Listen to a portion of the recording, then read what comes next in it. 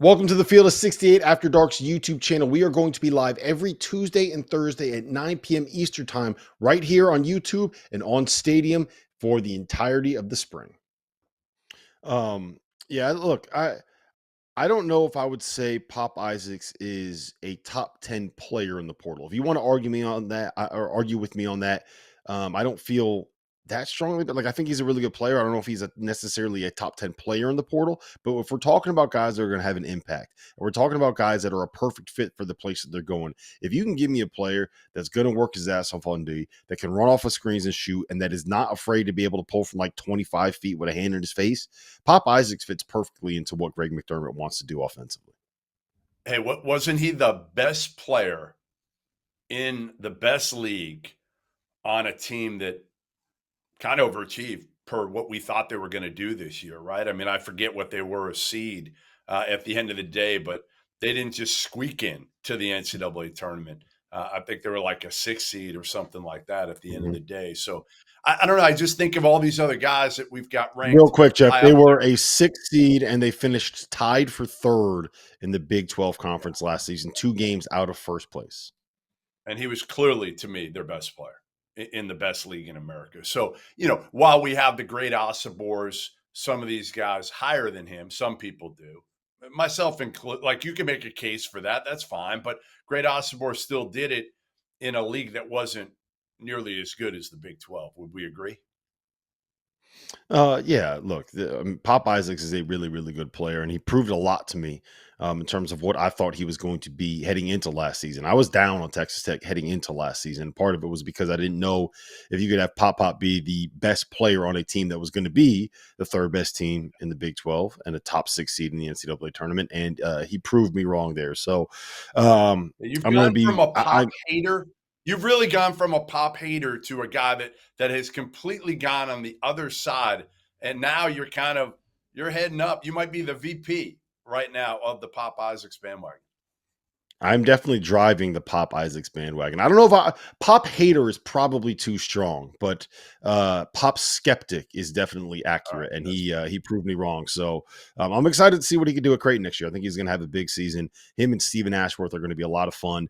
And the one concern I think that anybody would have looking at them is you got two smaller guards in a backcourt. What are they going to do defensively? Well, they're just going to climb up in you, make you put the ball on the floor, and deal with the big fella Ryan Kalkbrenner at the rim. All right, let's get into some of the other underrated transfers that we have. And for me, the next guy on the list was relatively easy to kind of plug in there. I don't think anyone's talking enough about JP Pegues at Auburn, the Furman transfer that is now going to be playing point guard for Bruce Pearl at Auburn. What do you make of his fit with the Tigers? Listen, to me, the biggest question we've had, and rightfully so, over the last few years for Bruce Pearl, is their point guard play. It's been inconsistent. It's been at a place where you just don't trust their point guards, kind of knowing. Last year, they couldn't really break you down. The previous couple of years, it was Wendell Green, like you just didn't know what he was capable of doing. He could have a huge game and then follow it up with a disastrous game. I think JP Pegues is exactly what Auburn ordered, which is a guy who's going to be solid, who's going to make the right plays, who's a veteran who plays the position the right way. He could score some too, and he did that at Furman. But I think he can be a guy that gives you reliability at that position, which they have not had for a few years. And I think it's really, to me, handicapped the ceiling of what Auburn could do the last few years. Yeah, he is a guy that can get into the lane. He is a guy that can create for others. He is a guy that can bang home threes. He is a guy that has hit big shots in big moments. You remember the game-winning three that he hit against Virginia in the first round of the tournament in 2023 as 13th seed Furman upset number 4 seed Virginia. That was him that made that shot. He shot 36% from three, more than 7.5 threes per game. He is exactly the kind of player that Bruce Pearl looks for at a point guard. And we've seen him try to find this guy or this a player in this mold, with an Aiden Holloway, with a Wendell Green, with a Sharif Cooper. He's kind of been chasing the Jared Harper dream ever since they made it to the Final Four. And I'm not saying that JP Pegues is going to be Jared Harper, because Jared Harper was an all SEC, borderline all American caliber point guard. But I think that JP Pegues is going to be as close to Jared Harper as we've seen for Auburn since then.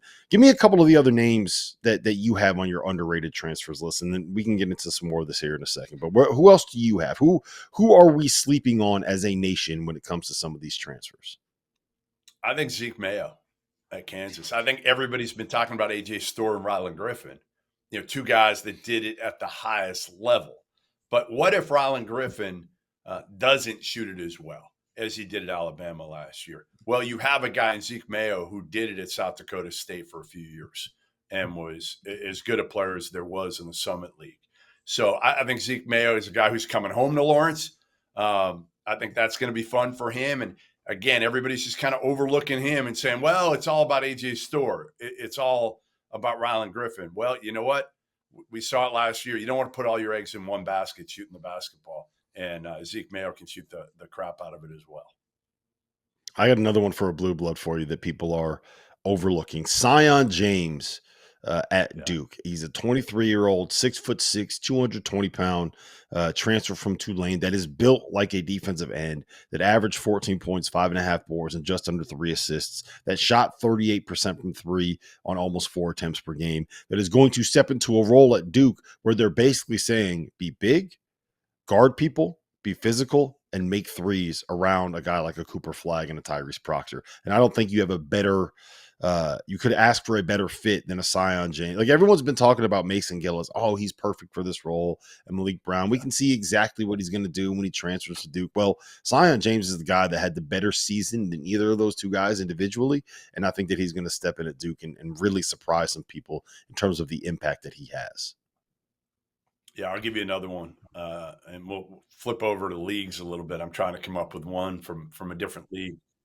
Big East, Ryan Conwell. Xavier. They brought in, as you've said, 7 transfers. They bring back Davion McKnight, Zach Freemantle. Hopefully Jerome Hunter's healthy this year as well.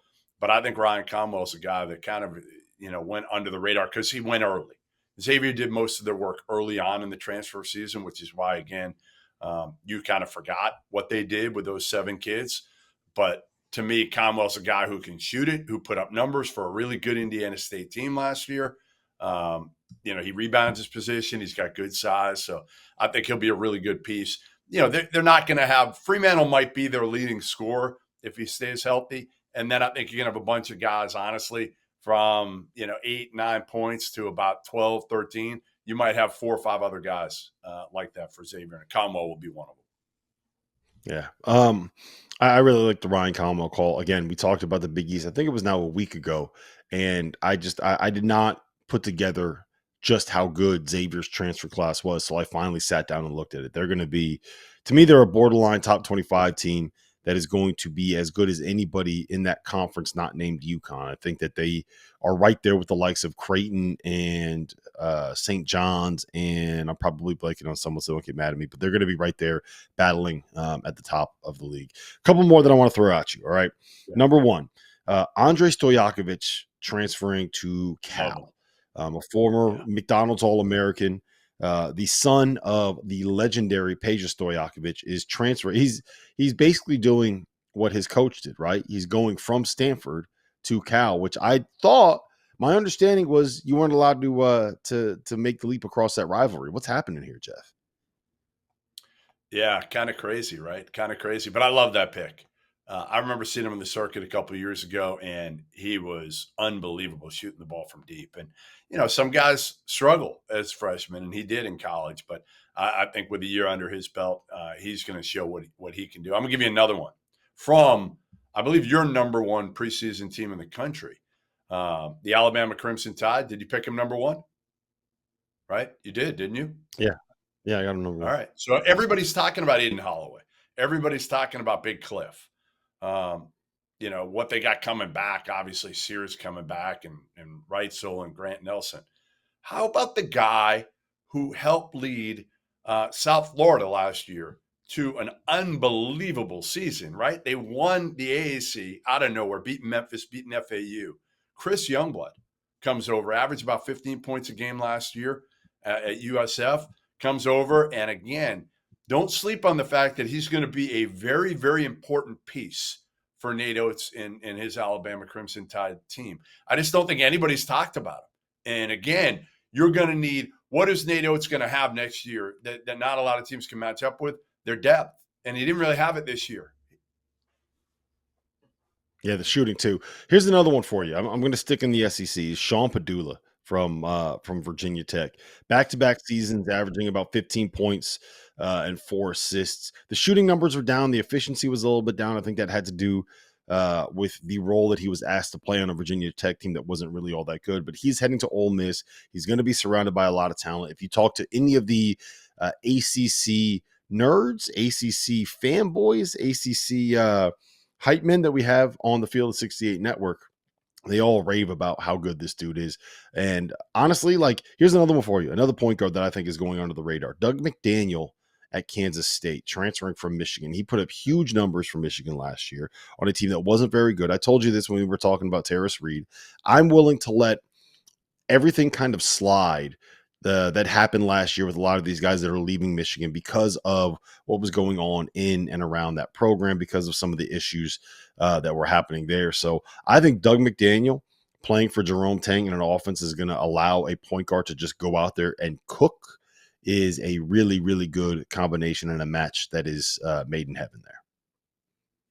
Yeah, Kerry Booth, another one, going from Notre Dame to Illinois. Talented big guy. I still can't believe he left Notre Dame because he was getting some minutes, maybe not as much as he liked. But again, I could see him having a hell of a season at Illinois.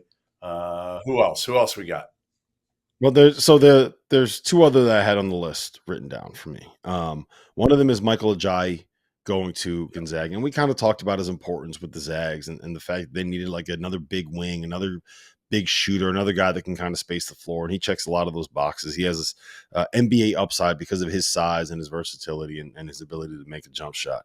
The last one is Frankie Fiddler, and I think that it's going to be really interesting to see how he is used with Michigan State because of Tom Izzo's reluctance to kind of go into the transfer market. You got a kid, a big 6'7" wing, average 20 points a game in the Summit League previously. We've seen kids from the Summit League transfer up to the higher levels and be able to have some success. So I'll be very curious. I'm very interested to see what will happen with Frankie Fiddler at Michigan State. Thanks for watching the Field of 68 After Dark. Make sure to hit that like button.